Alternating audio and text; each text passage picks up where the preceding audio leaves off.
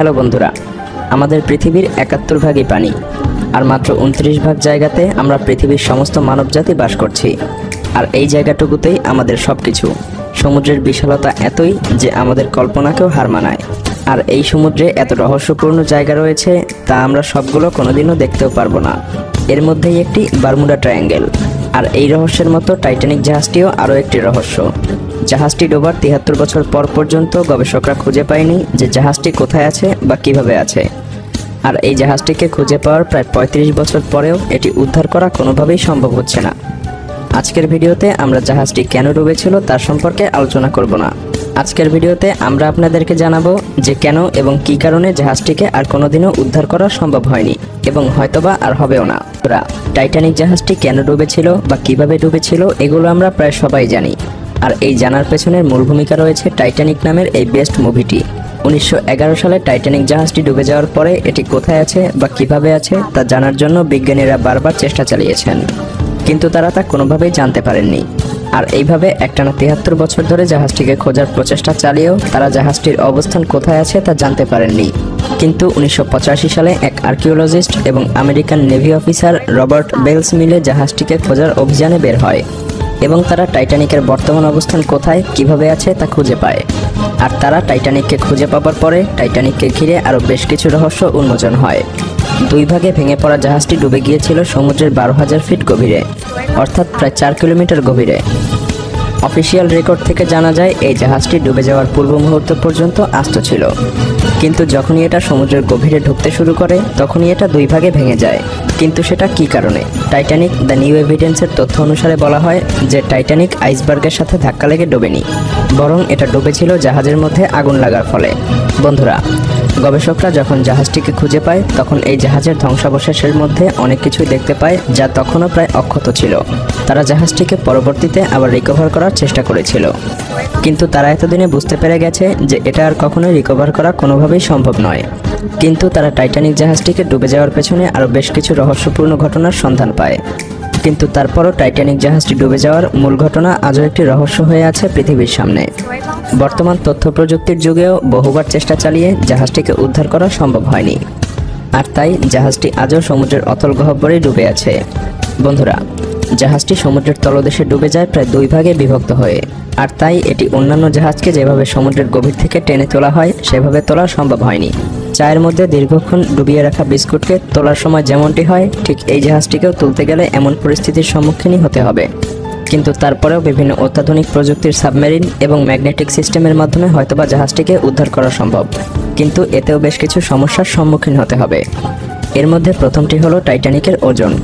কারণ এই টাইটানিকের ওজন ১.৪৩ লক্ষ টন, যা অনেক বেশি। এবং তারপরে রয়েছে পানির চাপ, যা জাহাজটির ওজন আরও বহুগুণে বাড়িয়ে তোলে।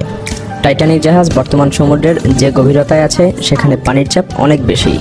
এত গভীরতা থেকে মাত্র ১ স্কোয়ার বর্গফিটের কোনো জিনিসকে তুলতে হলেও ৩৯২ কিলোমিটারের ফোর্সের প্রয়োজন পড়বে।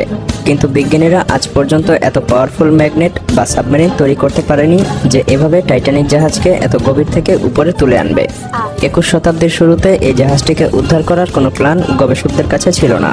আর তাই তারা কিছু হাস্যকর পদ্ধতিতে জাহাজটিকে উদ্ধার করার পরিকল্পনা করতে থাকে। তার মধ্যে একটি হলো পিং পং বলের মাধ্যমে টাইটানিক জাহাজটিকে উদ্ধার করার পরিকল্পনা চালায়। আপনি ঠিকই শুনছেন, পিং পং বলের মাধ্যমেই। গবেষকরা ভেবেছিলেন সমুদ্রের অতল গভীরে থাকা জাহাজটির মধ্যে পিং পং বল দিয়ে ভর্তি করলে এই বলগুলো উপরের দিকে চাপ প্রয়োগ করবে, আর এতে করে জাহাজটিকে সাবমেরিন দিয়ে এবং পাওয়ারফুল ম্যাগনেটের মাধ্যমে উদ্ধার করা সম্ভব হবে। কিন্তু তখন গবেষকদের মাথায় এটা ছিল না যে এই পিং পং বলগুলো সমুদ্রের গভীরে পৌঁছানোর পূর্ব মুহূর্তেই সমুদ্রের চাপে ফেটে যাবে। আর তাই তারা পরবর্তীতে আবার বেলুনের মাধ্যমে টাইটানিক জাহাজটিকে উদ্ধার করার পরিকল্পনা করতে থাকে। তারা ভেবেছিল হাজার হাজার লক্ষ লক্ষ বেলুনের মধ্যে হিলিয়াম গ্যাস ভর্তি করে সেই বেলুনের সাথে জাহাজটিকে বেঁধে দিয়ে বেলুনের উপরমুখী চাপে জাহাজটিকে উদ্ধার করা সম্ভব হবে। কিন্তু তাদের মাথায় ছিল না যে সমুদ্রের এত গভীরে বেলুনের মধ্যে হিলিয়াম গ্যাস কে ভরবে। তাই তারা পরবর্তীতে বুঝতে পারে যে সমুদ্রের এত গভীরে বেলুনগুলোকে হিলিয়াম গ্যাস দ্বারা ফোলানো কোনোভাবেই সম্ভব নয়। তাই পরবর্তীতে তারা আরও একটি পরিকল্পনা করলো। তারা ভাবলো বরফের ডেনসিটি পানির চাইতে কম, আর তাই বরফ পানিতে ভাসে। তারা গবেষণা করে ভেবেছিলেন যে জাহাজটি সমুদ্রের গভীরে যে জায়গাটিতে রয়েছে সেই জায়গাটির পানিকে যদি কোনোভাবে বরফে রূপান্তর করা যায় তবে এটি ভাসতে ভাসতে পানির উপরে চলে আসবে, আর তখন এটি যেখানে ইচ্ছা সেখানে নিয়ে যাওয়া যাবে। আর এই আইডিয়াটা দিয়েছিলেন আমেরিকান ইঞ্জিনিয়ার জন পিয়েরে। এর জন্য তিনি নাইট্রোজেনের বিপুল পরিমাণ মজুদ আনতে বলেন। আইডিয়াটা কিন্তু দারুণ ছিল, কিন্তু ব্রিটেনের গ্যাস কোম্পানি বিওসি এর মতে এই প্রজেক্টের জন্য 0.5 মিলিয়ন টন নাইট্রোজেনের প্রয়োজন পড়বে। আর তখন সবার মনে একটাই প্রশ্ন আসে, তা হলো বিপুল পরিমাণ তরল নাইট্রোজেন সেই সমুদ্রের গভীরে কিভাবে নিয়ে যাওয়া সম্ভব হবে। আর তাই এই প্রযুক্তি বাস্তবায়িত হলো না। পরবর্তীতে এক লিজেন্ডারি শিপ বিল্ডার মিখাইল রাডনিটেস্কাই টাইটানিককে উদ্ধার করার জন্য একটি অন্যরকম প্রযুক্তির সাবমেরিন তৈরির কথা বলে। মিখাইলের ডিজাইনকৃত বহু সাবমেরিন দ্বিতীয় বিশ্বযুদ্ধের সময় বিভিন্ন দেশের সেনারা ব্যবহার করেছে। মিখাইল বলেন, জাহাজটিকে উদ্ধার করতে প্রথমে জাহাজের গায়ে জমে থাকা শ্যাওলা এবং বিভিন্ন ময়লা আবর্জনা পরিষ্কার করতে হবে। আর এর জন্য পাওয়ারফুল মেশিনের প্রয়োজন হবে, যাতে এই ময়লাগুলো পরিষ্কার করতে সক্ষম হয়। তারপরে অনেক শক্তিশালী লোহার কেবলের মাধ্যমে টাইটানিককে খালি এই বোটের সাথে সংযুক্ত করতে হবে। আর এই সমস্ত কাজ এই মেশিনই করবে। এরপরে এমন একটি সাবমেরিনের ব্যবস্থা করতে হবে যে সাবমেরিনের ট্যাঙ্ক গ্যাস দ্বারা পূর্ণ থাকবে। শুধু তাই না, এই প্রজেক্টের জন্য অত্যাধিক পরিমাণ বিদ্যুতেরও প্রয়োজন হবে। মিখাইলের মতে এই প্রজেক্টের জন্য 20 মিলিয়ন কিলোওয়াট বিদ্যুতের প্রয়োজন হবে। তাই এই প্রজেক্টের জন্য একটি বিশাল পাওয়ার প্ল্যান্টের প্রয়োজন হবে। কিন্তু সমুদ্রের এত গভীরে এই বিশাল পাওয়ারফুল পাওয়ার প্ল্যান্ট কিভাবে স্থাপন করা সম্ভব?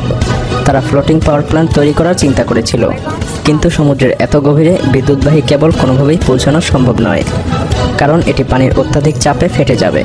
কিন্তু এই প্রজেক্টটি যদি কোনোভাবে সম্ভব হয়, তবে এটি হবে অনেক ব্যয়বহুল একটি প্রজেক্ট। আর তাই তারা তৎক্ষণাৎ এই প্রজেক্টটিকে হোল্ড করে দেয়। অনেক কোম্পানি জাহাজটিকে উদ্ধার করার জন্য পরিকল্পনা করেছিল, কিন্তু এটি উদ্ধার করতে হলে বিপুল পরিমাণ অর্থ ব্যয় করতে হবে। কিন্তু তারপরও তারা এটি উদ্ধার করার জন্য চেষ্টা করত, কিন্তু করছে না, কারণ এই বিপুল পরিমাণ অর্থ ব্যয় করে উদ্ধার করা যদি কোনোভাবে সম্ভব হয়, তবে লাভ তো দূরের কথা, তা থেকে ব্যয়িত অর্থই ওঠার কোনো সম্ভাবনা নেই। আর তাই বড় বড় কোম্পানি এই প্রজেক্ট বাস্তবায়ন করছে না। গবেষকদের পরিকল্পনা শুধু পরিকল্পনায় থেকে যাচ্ছে।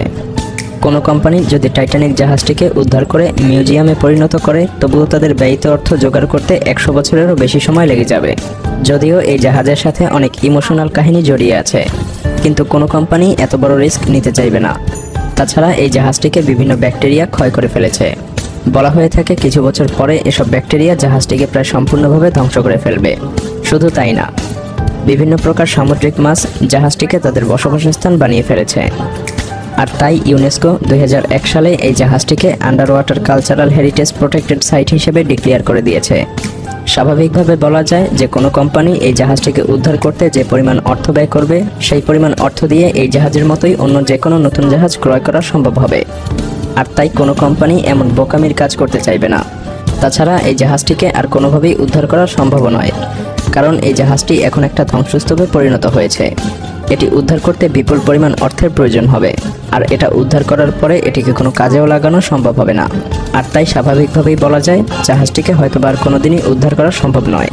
তবে এই জাহাজটি যদি সমুদ্রের তলদেশে দীর্ঘদিন পর্যন্ত টিকে থাকতে পারে, তবুও আমাদের ভবিষ্যৎ প্রজন্ম এই টাইটানিক জাহাজের রহস্যপূর্ণ কাহিনীগুলো শুনতে পারবে এবং দেখতে পারবে।